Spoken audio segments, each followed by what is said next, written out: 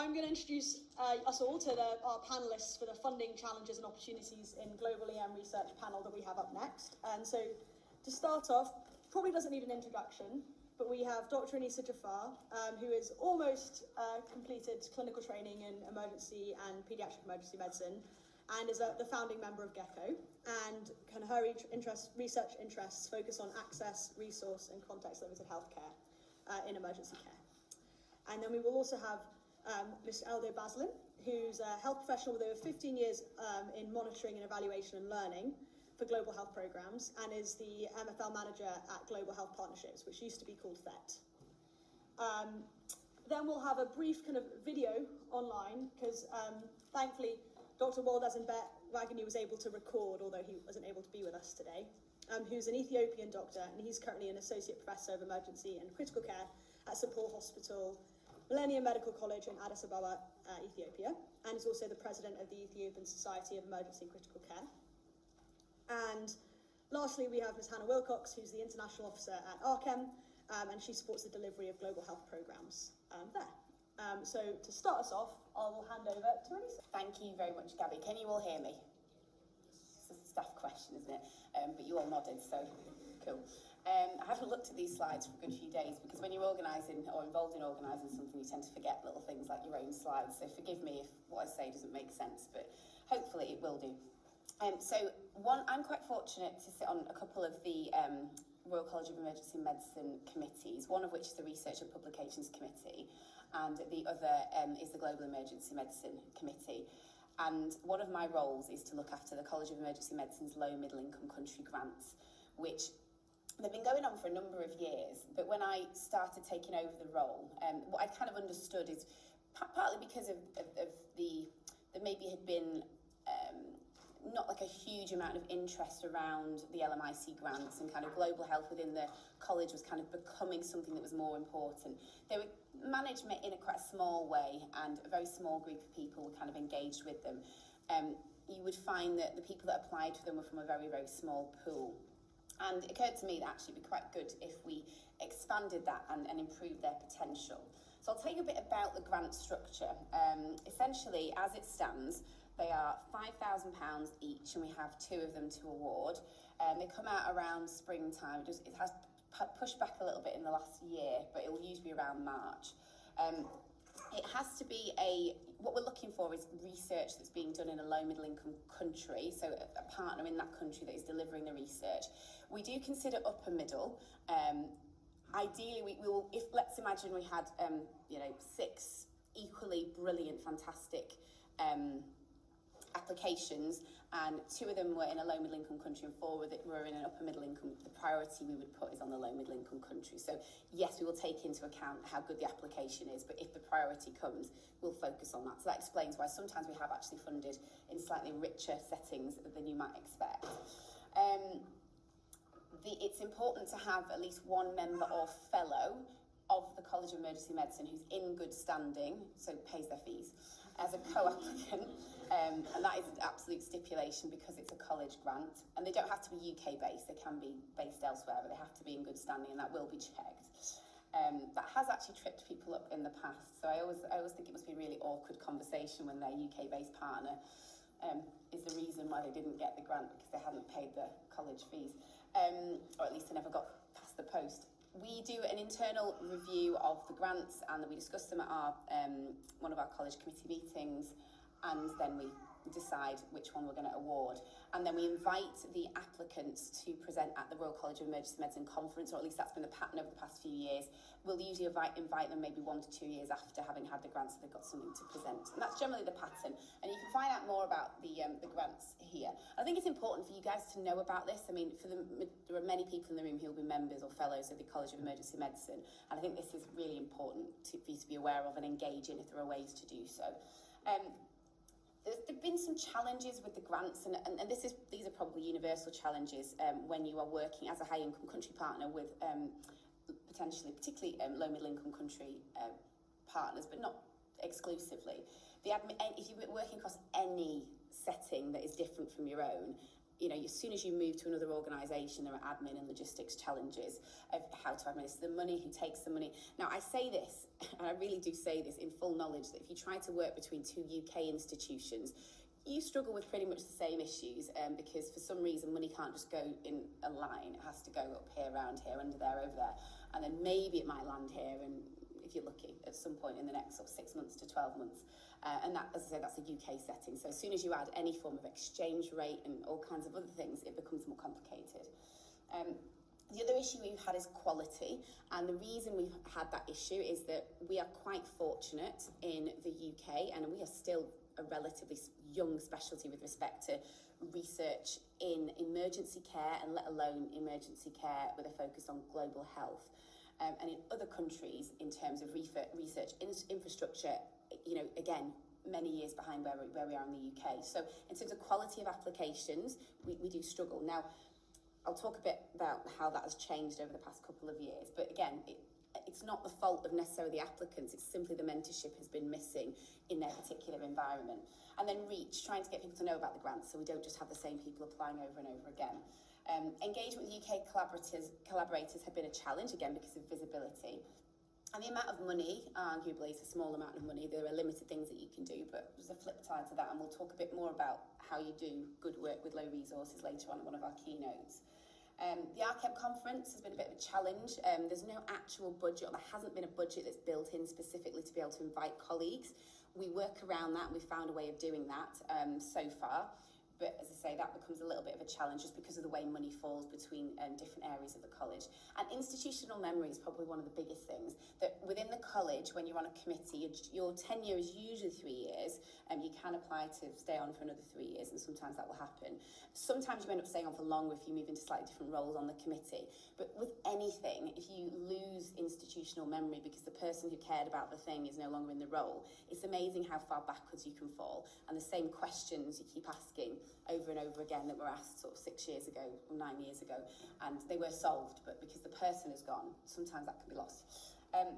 So what we've tried to do is change the system a little bit, make the grants more visible, bring them more mainstream. So a small shift we made within the committee structure was that instead of them being discussed separately and out of the main meetings, they now come to the main research and publications committee meetings. So they are visible to all of the committee members, which has really changed things, because the colleagues within the UK who do research that wouldn't have had sight or an interest in particularly global health are looking at the grants and going, well, actually, this is global health, but this person wants to research about ultrasound. I do ultrasound, or this person's interested in sepsis, so I do sepsis. So we've started, because we've placed that visibility there, we're getting more and more UK collaborators actually getting involved. And in the last grant round, practically every one of those applications had some connection to a UK well-established emergency medicine academic, which is great, because in turn it improves the quality, the mentorship, and you can see you kind of make these incremental changes.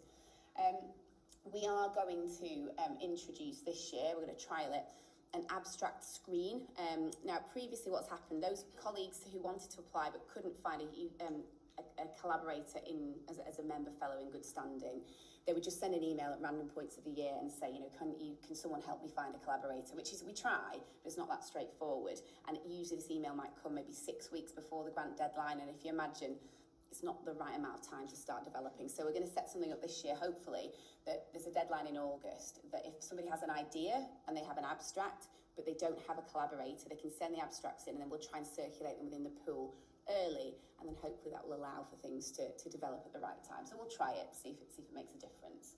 And this thing about not needing a global health interest, for ages, if anything came through about global health and research, it would get sent to me. You do global health research, which is great and it's lovely, but also, as I say, it's not just global health research, it's research, and actually there's so many bits of the method, of the topic, that are very, very well suited with other people's research interests. We are aiming to increase the amount of funding, and we're almost at that point. Now, whether that means that you can then fund 4 projects, or we might even allow potentially to increase the amount, if it's a really exceptional application, to £10,000. But we prefer to do as much as we can for the most amount of researchers. So we would probably prefer to do 4 really good quality £5,000 one. But if you imagine we had a really good 10,000 and the others weren't that great, then it would be a reasonable thing to do. And we're working on trying to find ways of embedding the RChem conference with these presentations to make sure, again, we're not always scrabbling around to make this work. And the institutional memory, whilst we can never fix entirely, there is a position now that sits on the GEM committee and the Research and Publications committee, which is my position. It didn't exist before in the sense of, you didn't have somebody that represented one on the other. So hopefully that will continue and allow that institutional memory to keep going, because two committees are aware of the process in some ways. So as I say, we've had loads more applications that have been way better quality over the past couple of years, so it is working. And this wider network of collaborators, and way better visibility and college engagement as well, because you guys need to know about this, and if you didn't know about it, it's not something you're aware of, we need to be better at letting you know about that. As you can see, we've had grants from various different places. It doesn't cover the whole map, and we could spend ages talking about the reasons why there's these specific countries, but we won't do that right now.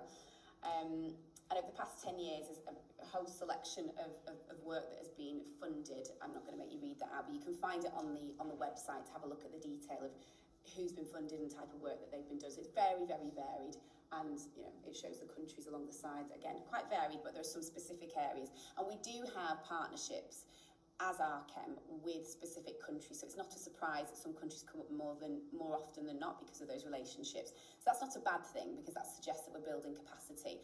But equally, it doesn't mean that we close the door to other countries that have really good applications. So think about it within your own networks. The future, hopefully, with the changes that we've made, the changes we're planning to make, we hope to keep growing and growing and growing this.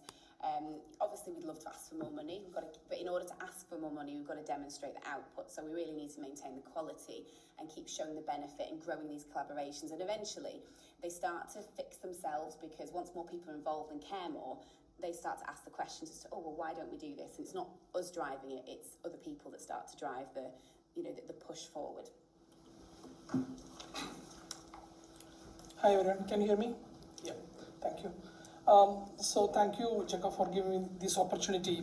And I may not be speaking directly about the topic, like, how can we improve the funding? What are the challenges these days? We all know that I'll be touching these areas, but moreover, I'll be talking about the model which we use in our organization, Global Health Partnerships, and what are the strengths of that model in overcoming these challenges. I'll start with this quote: no one country, no matter how powerful they are, can tackle today's health challenges alone. The only way forward is through collective action and shared solution. This is by the Director General of WHO, and this clearly underlines the need of more partnerships in overcoming the funding challenges these days. And if you take the specific context of emergency care, this is one of the most underfunded, most fragmented sector of health systems. Irrespective of these health worker capacity building or research, there is lack of funds. So I represent Global Health Partnerships here.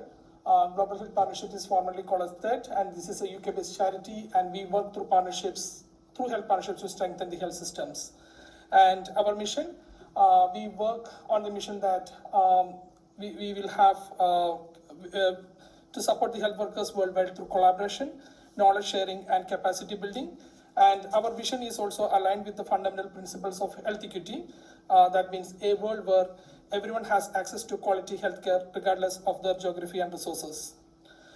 We work around 6 building blocks of WHO, particularly around strengthening the health workforce, improving service delivery, enhancing leadership and governance, and advancing the health information system. We all believe that investing in health workforce remains one of the most impactful ways to improve the outcomes in health in low resources settings, and this will help in enhancing the capacity of health workforce in service delivery, generating evidence and finding solutions and sustaining them. We will see in plans like what GHP's role in global healthcare is. So in the past 1.5 to 2 decades, we have trained over 100,000 health workers across 31 countries, and our training was from regional to global. Like we were not just focusing on the urban areas, but we were training health workers in very rural settings. as well. And our comprehensive training portfolio covers not just emergency care in trauma, but we were focusing on the emergency obstetric care, NCD triad systems, and we were also doing the simulation-based training in partnerships with the local partners. We also have contributed to the research that drives impact. We were working with the local governments to identifying issues and implementing policies, testing them. For example, in Ghana recently, we were working with the ARCAM for implementing the leadership program for the emergency medicine. Our programs were global with local adaptation. So all the programs were planned and developed in co-design by the local context, and we were also working with the ministries to scale them up. These are the current ongoing programs, what we are doing in partnership with ARCAM in the emergency care area. We are currently working in these 4 countries, Ghana, Kenya, Ethiopia, and Syria. In Ghana, we have trained more than 100 health workers in emergency care, including physicians and residents. And we also have established the first high dependency emergency unit in Ghana under the partnership. The Ethiopian program we are just starting now, and in this we are trying to create a national emergency care accreditation framework and leadership pipeline. In Kenya also we have trained more than 100 health workers across multiple counties, and we have introduced triage tools, simulation trainings, and community preparedness kit in Kenya. Syria, as we all know, there is fragmented healthcare sector there, so we are working with, we will be listening more about that in this session, but we are working with the ARCAM, and we are trying to implement, help them in developing their emergency care postgraduate curriculum. This is one of the hottest and most important topic for almost all the global health people who are working in the global health. As we all know, there is a huge decline in for overseas development assistance fundings from all major countries, and this decline is really massive, and this will have long-term impact. For example, if you take the UK case study, when the UK PHS cut down their overseas funding in 2021, it affected the plan for training more than 75,000 health workers from 500 hospitals across Asia and Africa. So this necessitates a long-term investment and a strategic shift in the organizations. Here I propose the model what we use in healthcare arena. We work in health partnership models. So what health partnership model means is like we at Global Health Partnerships, we identify the local governments, local organizations, and we'll try to collaborate with them and find solutions for the problems in the country. So it's not, we don't propose this as a charity, not as an aid. This is a two-way collaborations. Based on mutual trust and co-development. So this will, we believe that, and we have evidences showing that this has leading to long-lasting, sustainable solutions. This is locally led and globally backed. We, as I said in the beginning, we collaborate with local partners. We're trying to identify the solutions there, and we're trying to resource from the NHS or the volunteers from global context going to the countries and supporting them.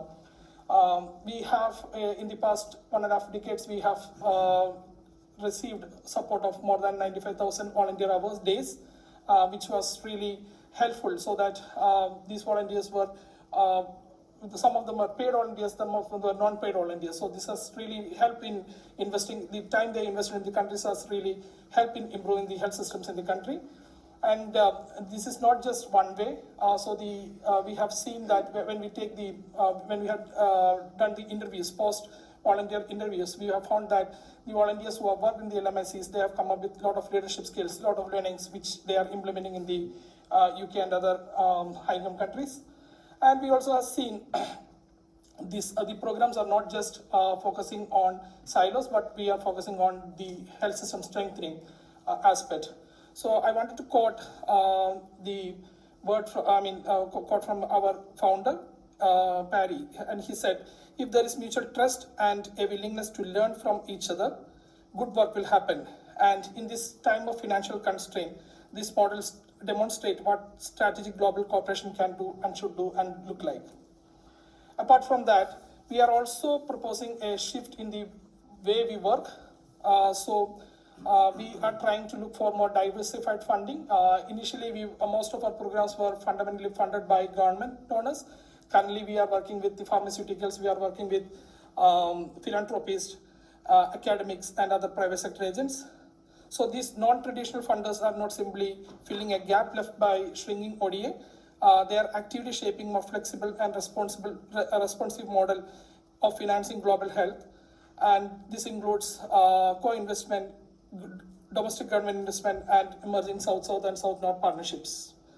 At the operational level, again, we are shifting slightly. We are working more on multidisciplinary training programs or boot camps.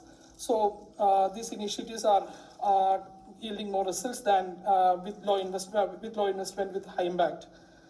And we are also working with diaspora health workers. So a recent study from the NHS found that 3 out of 5 health workers working in the UK are from other countries. So we are trying to use that as resources, understanding more about the local context, developing the programs based on their feedback. And we are also using the technology, and we are also embedding the equity and climate readiness in our programs. So as I said, I want to conclude saying that the health partnerships model is a high impact model, low cost effective strategy to strengthen emergency care and health systems.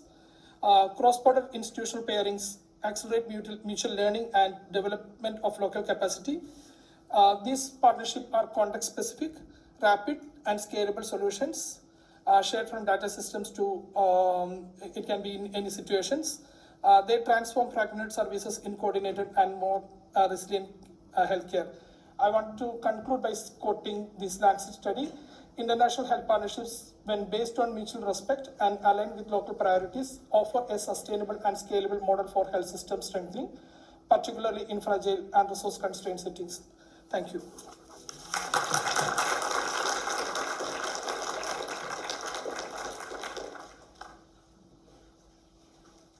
Hello everyone, thank you for inviting me for participation in presentation, especially the GECCo facilitators.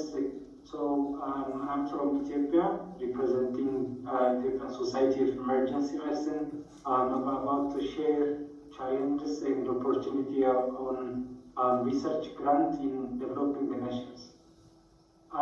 So as introduction, the emergency medicine history is very short, as we all know. So having evidence generation, evidence synthesis, and decision making based on evidence is so young in comparison to developed nation, where relatively emergency medicine is well organized and developed. So this is partially due to a lack of grant access and resource limitation for research and evidence generation.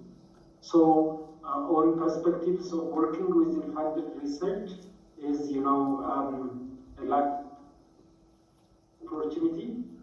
So working with funded program enables us to have resource, technology, infrastructure, expertise, and it also fosters collaboration, networking opportunity, and it helps to stay researcher on its objective.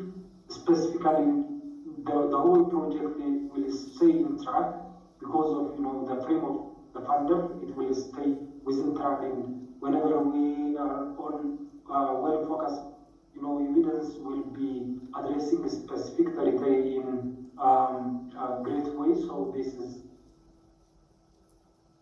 one of great opportunity. It builds local capacity, working with international community, having a network of a bunch of expertise from all over the world, having immense and extensive research experience and so on will be shared. So this is another opportunity where working within funded territory, funded research benefits the researcher.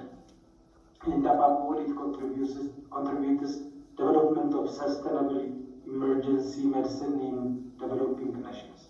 So when I go to challenges of research grants in developing nation in emergency field, the challenge is not only limited to grants.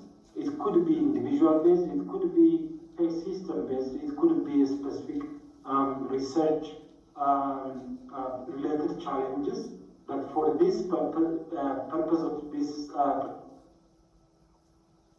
presentation, I will only focus on research grant in developing nations. So, one of the main challenge is inadequate infrastructure, lack of equipment, insufficient funding, which hinders the high quality, high levels evidence generation, and above all, there is significant challenge in relation to bureaucracy. The other challenge is cultural and contextual barriers. Research, adopting an international level and scientific methodology to local practice and setup could be another barrier and challenges. Culturally, there is always cultural and contextual difference in different developing nations. So implementing standard research and grant in specific setup could be challenging due to this context and the culture. Engaging community in local setup is quite challenging. Other focus of challenge is sustainability of initiative. Sometimes when there is prospective studies, the grant is going to be limited to grant period, and we may have difficulty in scope of the data generation within the limited time. So this is some of challenge in developing nations. So in developing setup, emergency medicine and related research is not only having challenges, but there is low-hanging possibilities, opportunities, and good things to grab. So, if you emergency medicine and critical care in developing nation, there are some of pressing issues where, like in COVID-19 in pandemic and so on, where it grabs the opportunity, it grabs the attention of politicians and sectoral engagement, where mostly we have research in such kinds of field. During COVID period, emergency medicine have been leading, national response, and we did a lot of research in response in COVID-19 response. So such opportunities are there whenever there is urgent need. Innovation and adaptation, in other way around, living in developing nation within limited resource is another opportunity. Whenever as human being we face a challenge, we always try to look for solutions and innovative driving solutions. So it's one of area where we have innovation. Especially one of innovative area is you try to look for low cost and effective interventions, and so on. This is also the way out for limitations. Global partnership for high quality and so on is, whenever you have research concept, it attracts this global funder, and if you do research, subsequently it attracts this funder. So this is, in developing nations, it's only not challenge, there is also opportunity. With all the challenges, when you get done with your research and evidence generation, there is already no gap in developing nation with local evidence, so your research uptake will be high, and so this is another opportunity we can grab one. So generally, on conclusion, there is opportunities and challenges all over. in developing machine, developing emergency setup. So my recommendation is funded researchers in collaboration. It can generate collaboration, innovation, focus on sustainability, and improve overall emergency and health system in developing nation. So indirectly it enhances global emergency. You know, we are within the same globe and there is epidemics going on, and if there is a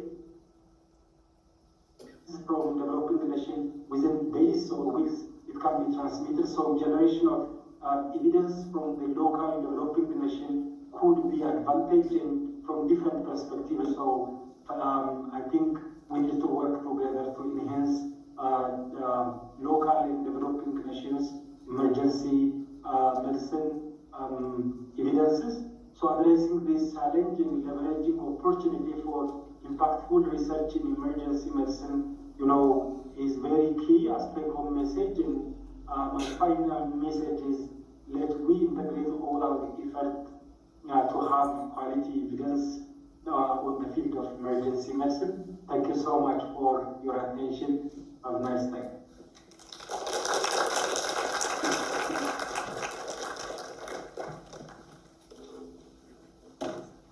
So I get the panelists to come up and join us, please.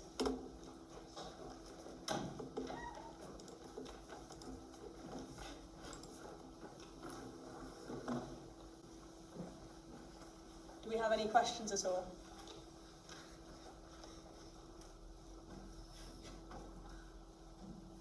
Good.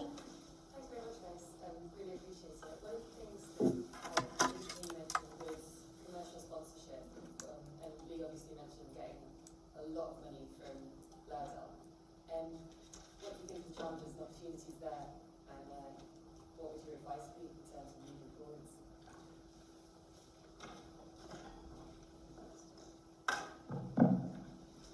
It's interesting because I have a very naive, or at least I started with a very naive approach and thought process around commercial sponsors.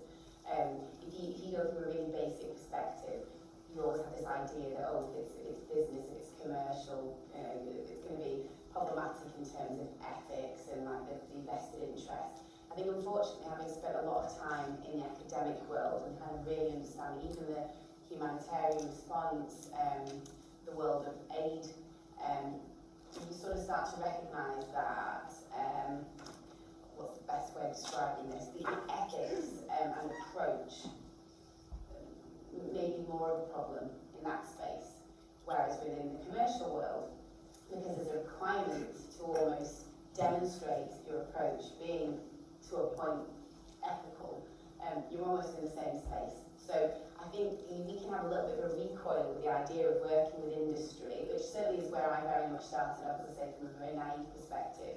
I haven't myself worked with a commercial partner or with industry, but I am starting to understand now that there are ways to do that, and it isn't as problematic, or at least it's as problematic as it can be working with other partners, depending on the approach. And even if you think about it from a political point of view, if you're working with certain organisations, with governments, there are things you're allowed to do and not allowed to do that are based on agendas, and that's kind of very high level. So that's where I sit on that. I know it's not really a good answer, but it's all.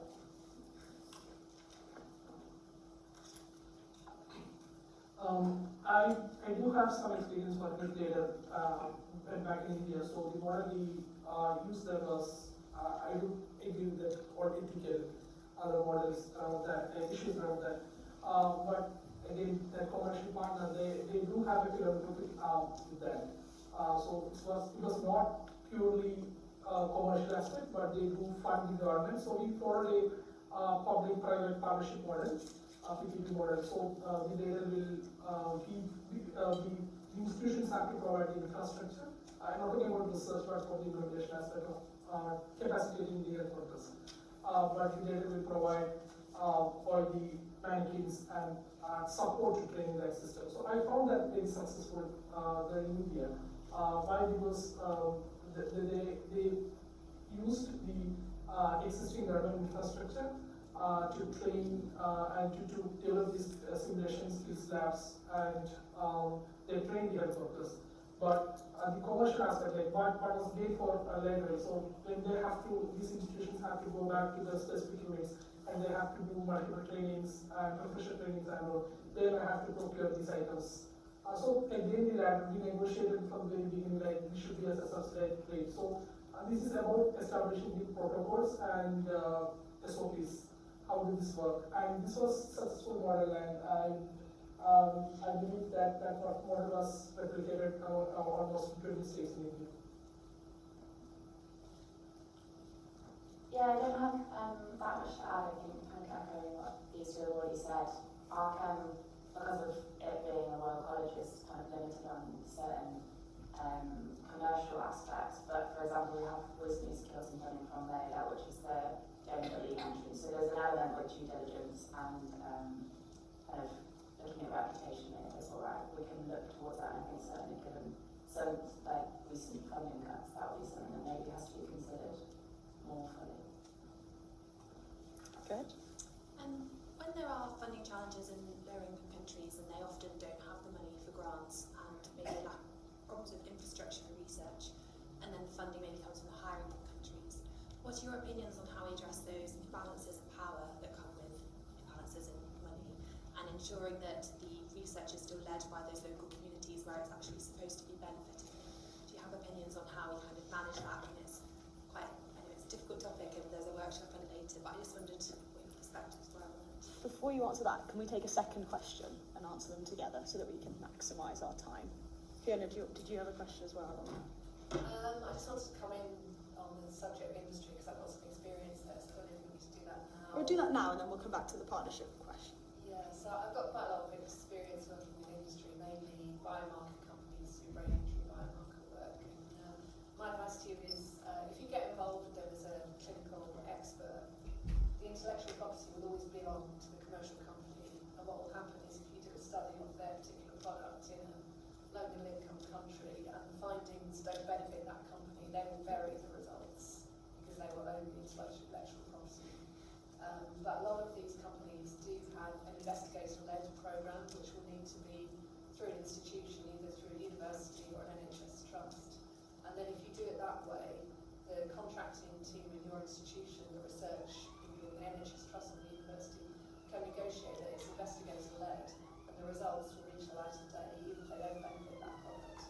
So you do need, they can be very useful, they've got a lot of money, but you need to do it with your eyes wide open. If you're going to be a clinical expert, they own the intellectual property and the results will only get published if they're going to benefit the company and product. If you're going to do it as an investigator-led program, you need to get your host institution in the university or the NHS trust involved to negotiate the fact that you will own the IP, you'll be able to publish the outsource. Okay, we'll come back to the partnership question if that's okay.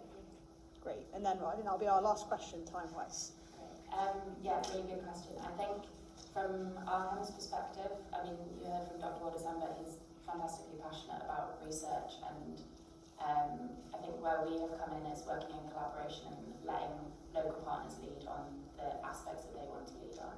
And they actually have a lot more knowledge than, for example, the Arkham International team do. They know the ethical kind of processes of the country that we're looking to work in. They know where they would like to be published, and kind of making sure that they're empowered to use their knowledge and have the platform to share that with us so that we can work in collaboration with them and use networks that we have from the UK to support them. I think the other aspect of this is also a bit of honesty, and not just honesty with other people, but honesty with yourself as well. There's usually a reason why people get involved in this kind of work. They're based in a high-income country, and that reason is the backdrop. But then when that becomes part and parcel of your career, it starts to become the way that you earn your living. It's being honest about that with yourself and being very aware of how that translates into what it is you're trying to do. And I would like to think you would not put yourself in a position where you're compromising the impact in order to further your own career, and you would sit there thinking, gosh, that's horrific, but definitely happens. It definitely happens with academics. It particularly happens within so-called global north institutes who want to further their own careers. Now, being aware of that, it doesn't fix it, but I think it's asking yourself those questions and recognising where you're at in that process. And, you know, do you need to take a little step back? Are there ways of doing this? Or at least, does your partner understand where your interests lie? The one thing I always remember somebody saying to me was, I can't remember who it was, but it was about some work that's being done between a high-income partner and a low-income country, and it was very much being done from the high-income country partner. It was from their point of view, they just wanted to give something back to a place that was important to them. And what they said was it was very difficult for them to gain trust. And the reason it was difficult is because the partner really wanted to get to the bottom of what was in it for that person. If they understood that it was perhaps for some, you know, actual commercial gain, even in some ways even that was easier to deal with. But being able to make those relationships was absolutely fundamentally clear. And obviously that takes time. For someone to genuinely believe that you're doing it because it's a passion project, they need to know you, and that's going to take time. They're not going to believe you. Why would they believe you for the first weeks, months, even years? It's going to take that time to build that relationship. It's not to say that it doesn't exist, but I think it's just having that self-awareness. I just want to use these things and just want to say that this is the basic ethics of any kind of what we are doing in the other region. Like, don't just do it for doing. Check whether it is really essential. So one of the approach what we used to do using global partnerships is like our co-design, co-development model. So we don't design any programs sitting in UK. Like we try to go to that country, we try to find the scope in assessments. We try to talk with all kind of, on the spectrum of health workers, even to go to the community and try to understand what they really need from that project. So when we feel an actual need for that, then we will design the projects. Again, that will be consultation with, we have in-country consultants in each country. We have a body knows national oversight mechanism. So this involves health workers, this involves policymakers, professional members from professional associations, and also influential people in the country. So we try to co-design, co-develop, co-monitor, co-evaluate the program. So this helps us to ensure that we are not doing the program for the sake of doing, but just for more for the interest and impact of the country in which we are doing. Well, thank you so much. So everyone join me in a round of applause for